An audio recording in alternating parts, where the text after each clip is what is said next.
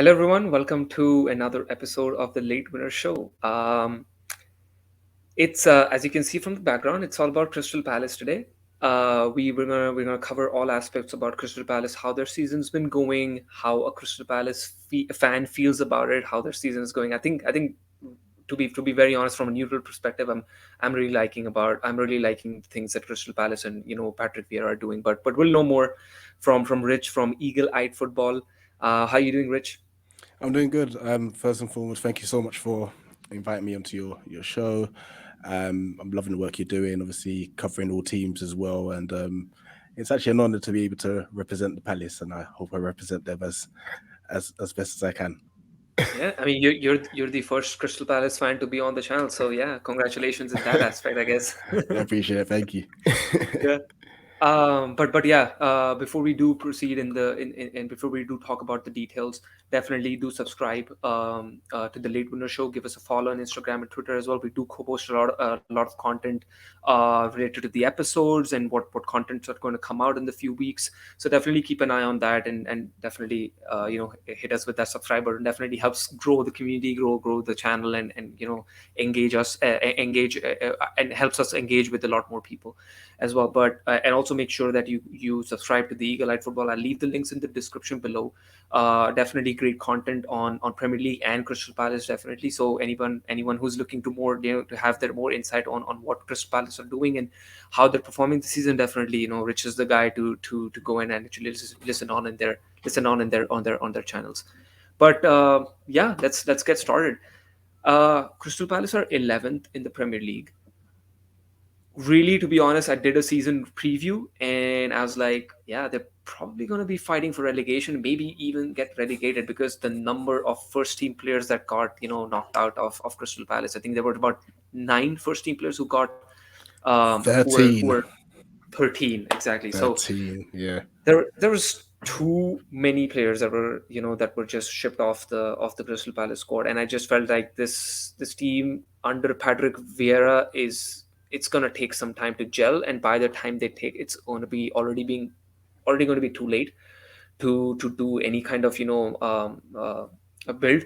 So given what you've seen from Crystal Palace, if it defeated Man City, and we're going to talk about like a little bit of their new signings as well, but has the year gone according to plan, or has actually exceeded your expectations? Before I get into that specific question, like, don't worry about the fact that you thought that we might be going down and stuff. In all fairness, like, it was never ever going to be an easy year with the amount of experienced players that we obviously took off our books. I'm more annoyed at the media and the Mm. punditry for their lazy journalism on this aspect. Like, the fact that it was Roy Hodgson was the reason why we were going down, and Vieira was going to be the first manager to be sacked. Where's the proof in the pudding with this? Like, do better, you know what I mean? So in all honesty, like, our expectations were clear for most fans. Just stay in the division. We knew it wasn't going to be easy, but the funny thing is, like, during preseason, it's like expectations rose because of the way we were playing football, even at preseason. Now, we didn't obviously have all the players that you now see, like the Edouards, the 𝗕𝗲𝗓, because obviously we were still in the process of getting ready to sign those players and such. But 11th, I'm ecstatic. Mhm. We've, in fact, it's weird to say this, but I'm also a little bit disappointed that we're not higher, Yeah, and yeah. that's just only because of the way we've been playing, and also because we've letting some silly goals late in games and such, where and we've also lost games we should have won. It like, this is football, like, you can win and lose to anyone, but we could easily be sitting in the top 8, which is mad to think of, Yeah, you yeah. know. I mean, So I think you look back at games. I think even the United game, that the first game under Ranić, United played. You guys were really good, I think, and that chance at when it was 0-0 before that Fred before they converted it. Like, I mean, you think about it. If that goal would have gone in, who's to say that you wouldn't have come away with another 1-0 victory, at Old yeah, Trafford? funny You enough, you you. mentioned that game though. I don't think we were very good. I don't think we were good. we've played better. We've definitely played better, and I think we played into. Don't get me wrong, Man United was superb for the first half an hour of that game. After that, we Thank should you. have been able to get. I am an honest fan. After that, I feel like we could have put you under more pressure Mhm. at that point, but we didn't. We didn't do anything, and we kind of just. It became a really boring game, effectively. And yes, obviously, Ayew should have scored, but it is what it is, Yeah, yeah, But other than that, like I said, we've been superb this season, and yeah. the sky's the limit at the moment. Yeah, I mean, there's been enough instances. What you said, I completely agree with you because United is just one of those games. You look at the game against Arsenal, the game against Brighton. Oh, come on, like that was. I'm obviously play the fantasy Premier League. Like, come on, stop conceding late goals because I have Guaita in my team, and I'm like, no, don't do it. And those are like really frustrating moments, like when you know that you don't have a squad as as vast as some other teams in the Premier League. You Yeah, want them want them you don't want to draw points in the last minutes of the game. If you're winning or you're even drawing the game, it's frustrating when you see that. But how and then let's talk about like the most impressive loanee that you have in Connor Gallagher. He's been probably a revelation. I think he has. most of the Crystal Palace fans that I've talked to is how can we make this loan deal permanent? And while as you look at Chelsea fans, like it's not going to happen because we're going to get him back and we're going to make sure that he keeps him on the bench because yeah, we don't play our our loanees or or impressive youngsters. But how crucial will it be to pull off a deal like Conor Gallagher and make that permanent if it's possible any for any reason in this January window. It's not going to be easy. Mm. It's not really easy. But before I go into those logistics, Connor's been superb. He's been amazing, and we've kind of warned ourselves in the past about falling in love with loan players because when we had Ruben Loftus-Cheek, Yeah. he was brilliant for us as well, and like you kind of then get attached, and then they go to their parent club and such. I don't expect us to sign him permanently, especially this summer. I think what's best for us is if we take him on another loan deal for another year and then see if we can buy him the following season. Because, as you know, with Chelsea, as much as they have so much talent in their youth ranks and such, they will go and buy the next best thing. Hmm. So that gives us hope in a sense. And but at the end of the day, we just got to just enjoy him while we have him, and hope that, like I said, we can get him again next season, at least on a loan. Yeah, definitely. I think I've been really impressed with the amount of the playing time that he's getting and the amount of involvements that he's having in Crystal Palace's goals this season. So definitely a really good loanee signing for now. But let's see if that can be made permanent from Yeah, Crystal Palace side as well, right? One other player that you guys signed was Odsonne Edouard, who's already on the screen behind you. He's pretty happy. Um, so he was brought in from Celtic, who is a proven goal scorer over there. yeah, We're seeing instances of it, like not regularly because it's obviously not going to be as easy as playing in a Scottish league compared to a Premier League where you have the likes of really great teams with good defenses. It's going to be hard for him to convert all kinds of things. He's probably score 40 goals. Like it's not going to happen, yeah, right? So it's going to be hard. But I think the start that he's had and now more than ever is going to be more crucial because Zaha and Ayew are going to be off for the AFCON after this game week. So now it's going to be more crucial on how he performs in a Crystal Palace shirt. But how impressed have you been with him and his performances this season? you know what? This guy can do it all, and it's such a weird one because Patrick's obviously seen something in him where he's played him on the left hand side quite a few times, Hmm. We've obviously thought he was just going to come in and play straight up top. But then Benteke had a decent start to the season, so Zaha went on the right, Edouard was on the left, and what he offers, like his hold play, his actual footwork is really good. Like it is really good. He can pick up the ball in pockets. He can turn. He can dribble. He can run at pace. He's strong. You know, he has it all.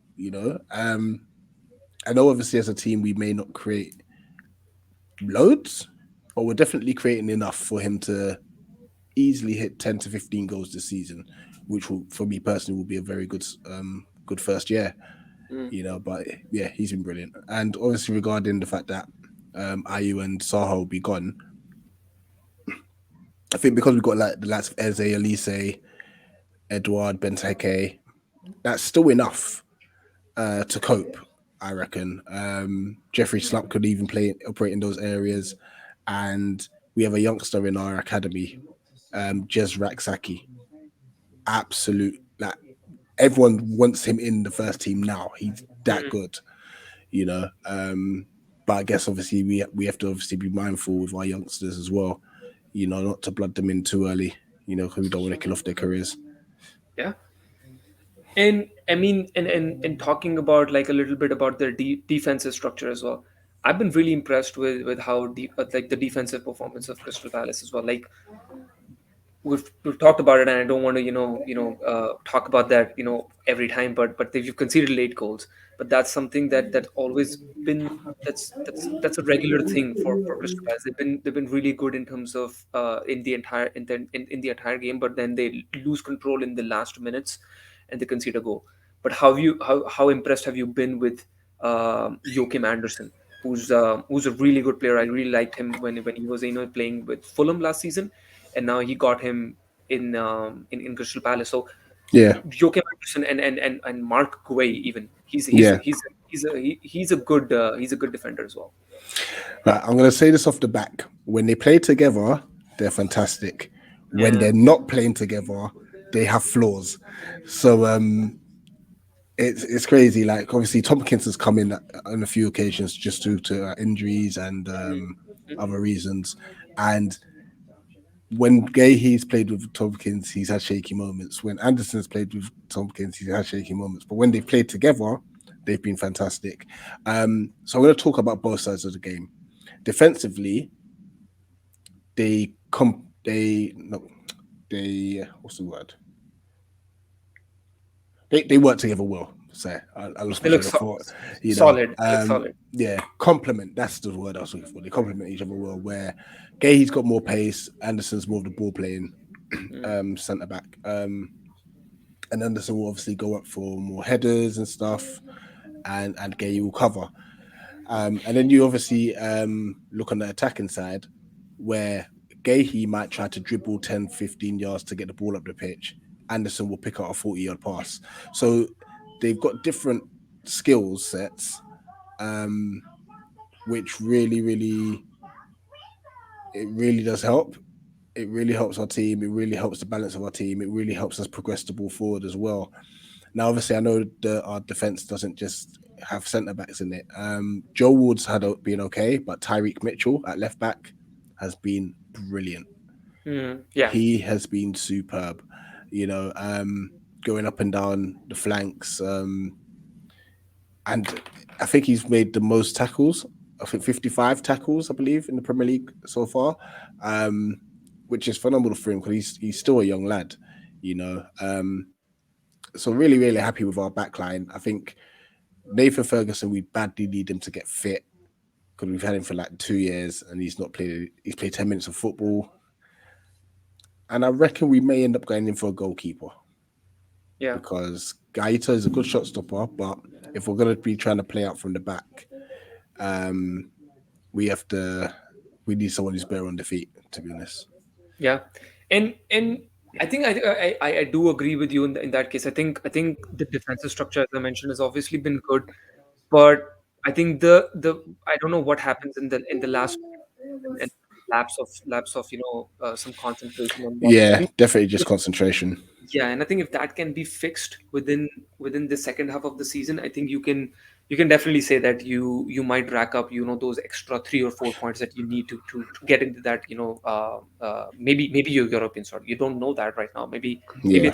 it's a long shot at the moment because these teams will maybe get a little bit stronger as well, and they'll probably try to find some more consistency. So top eight maybe is a long shot, but I think the position that you're in right now, maybe a conference league is also a good opportunity to play in Europe.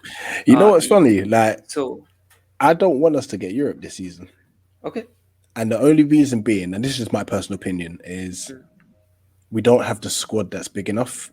Because then you're then dealing with a Thursday night and a Saturday night, or Thursday night and a Sunday night, and Sunday night, yeah. where I don't think we've got the squad for it, and that could really hinder us. And then we might be looking at relegation because we're going to pick up more injuries. There's lots of travel, there's fatigue, So But I not think, this. I mean, but I think like eight spot will give you more money from in terms of TV rights, the position that you Yeah, finish in, then you get the European like UEFA money as well. So you will have some money to invest in. I mean, that's what we yeah, felt about West Ham, but they're doing like well in the Premier League and the Europa League as well. So it might sure. just No, be the case where there's definitely benefits. Don't get me wrong. I think this season, like I said, I think we just need to make sure we stay in the Prem. Um, Next season, if we push for Europe, I'm more than happy for that. okay. More I than mean, I happy mean, for that. I think that makes sense even because I mean, first season for Vieira, just maybe find like think about like how you want to build the sport next summer as well, and then maybe actually go for that. Conference League is maybe more, maybe a more achievable target, I must Yeah, say, right? Like rather than actually Europa League. Europa League is maybe a little more ambitious, but yeah, if you're hanging around in terms of that eight spot, you might have a little bit of your luck, and you might end up finishing sixth or seventh, right? So to nice. play in the Europa League, yeah. I did want to touch on Christian Benteke as well. He has his ups and downs throughout his career, but I think he's definitely played much better this season. I I agree. think he was on a really good scoring spree in the middle of the campaign as well, where a lot of like us FPL managers were looking at him was like, maybe it's time to get in Christian Benteke. But how have you liked him this season? I think he's definitely stepping up whenever he's being called upon. He's definitely had a much better season this year. Mm, And I think the arrival of Edouard's kind of given him a kick up the backside. mm. You know, I mean, but he does miss chances. He misses a Yeah, lot of the Newcastle game springs to mind at 𝗬𝗲 Park, and he missed about three or four, and that really would have good been, chances. yeah, Yeah. and that game would have been put completely to bed. Hmm. You know, and then obviously we get undone by an absolute worldie from Callum Wilson, but yeah, that's the only thing that's missing from his game. Because other than that, he, like I said, he's playing well. He's holding up the ball well. He's winning his headers. He's linking up play. He's just not. I mean, he had a like 1 or 2 game spell where he's got a couple goals, 3 game spell, sorry, and then he fires blanks. Yeah. And it's not because we're not creating anything for him. He's just not putting them away. Yeah. Yeah. Definitely. Lastly, how about Patrick Vieira? How have you how impressed have you been with him? Like as I already uh mentioned, like the early season predictions was obviously, and you said it, like you were pretty much annoyed with the media circus around Vieira, like he's not getting that much respect when he came to the club, but yeah, he's done a really good job. I think he's been based on the outstanding. performances that Palace has had throughout the campaign up until now. I think he's been good, but how have you, as a Palace fan, how have you assessed his performance through the season?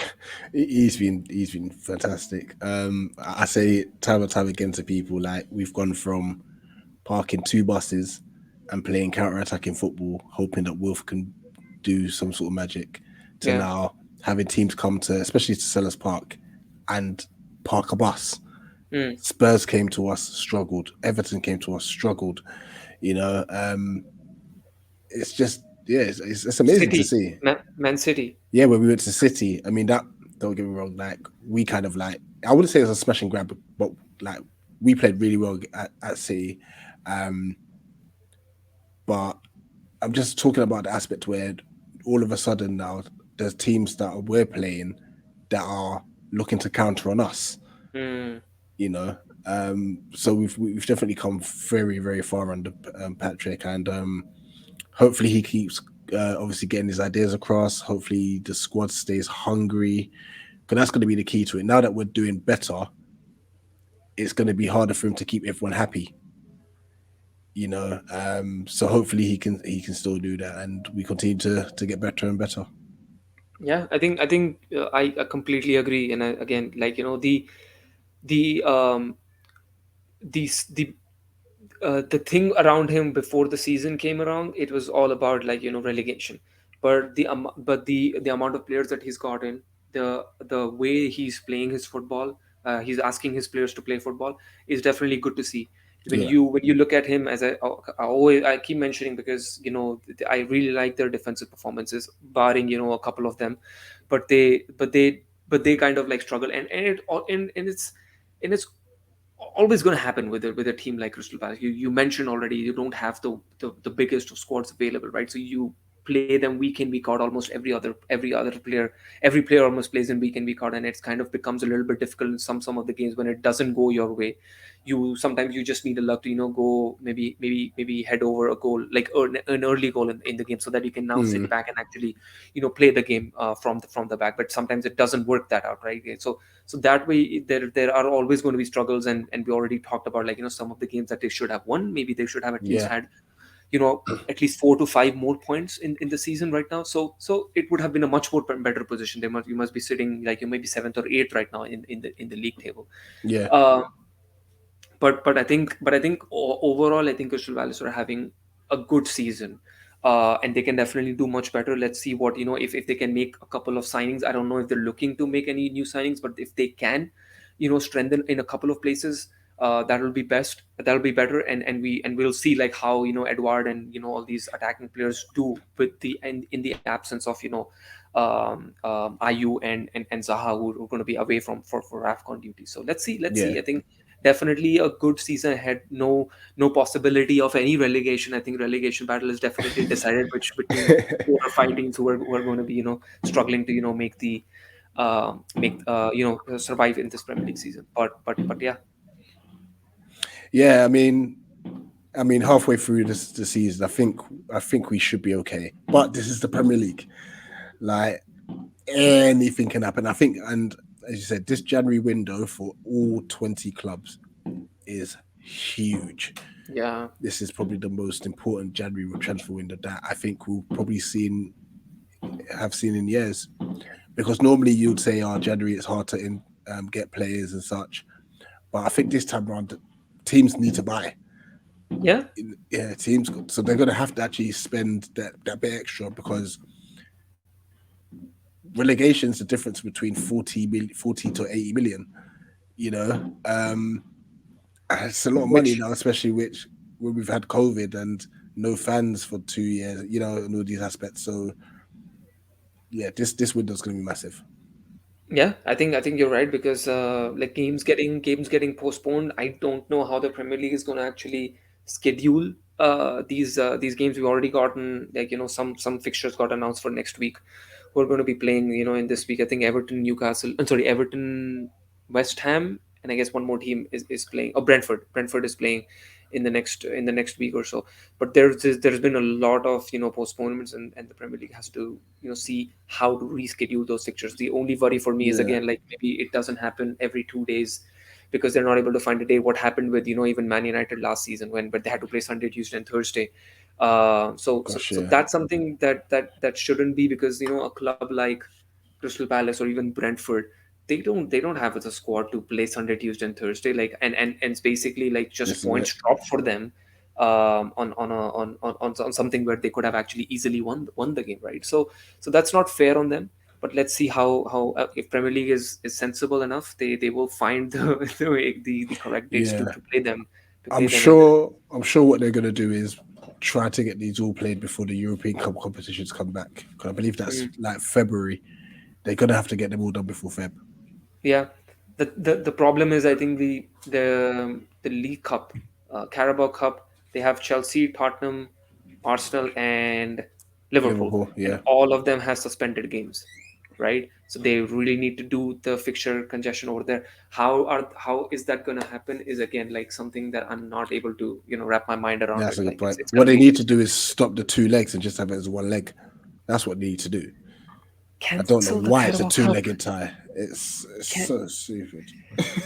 I mean, again, yeah. I mean, that's something that I always like. I think a lot of the Premier League managers itself have said like, why do we want to have? It's a cup competition. Why the hell do you want to play replays? And why the hell do we want to play two-legged affairs? We already have that in UEFA Champions League. Let it be. Just have a cup competition. You look at any other domestic league cups in across any of the top five leagues. They don't have Yeah, any two-legged affairs. It's just they cup, don't one bother. Yeah, cup. Yeah, it's a cup competition. That's what cup means, knockout round. Don't give them a second chance to come back if it's a draw.